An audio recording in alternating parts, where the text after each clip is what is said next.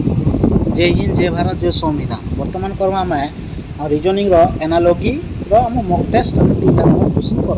Okay तो पहला काଣା होचे जेना होता साइकोलॉजी रे काଣା हिचे बोलछे माइंड हिचे काଣା साइकोलॉजी रु माइंड। साइकोलॉजी बोले का कहसु जे माइंड विषय रे पार्ट पढ़सबा माइंड विषय जे पार्ट पढ़से ता कहसु हम साइकोलॉजी। सेंता आम ऑर्थोलॉजी का कहसु तो ऑर्थोलॉजी आम का कहसु जे बार विषय पढ़सी पक्षी विषय पढ़सी ता कहसु हम ऑर्थोलॉजी आम कहसु। तो राइट आंसर है हम बार।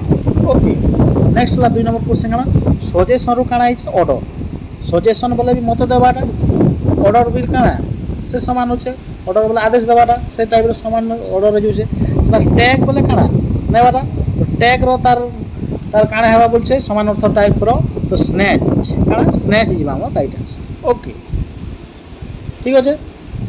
नेक्स्ट 3 नंबर का मैक्सिमम एसएस। मैक्सिमम बोले भी अधिक एक्सेस एक्सेस बोले भी अधिक तो समान सिनोनिम वर्ड होचे।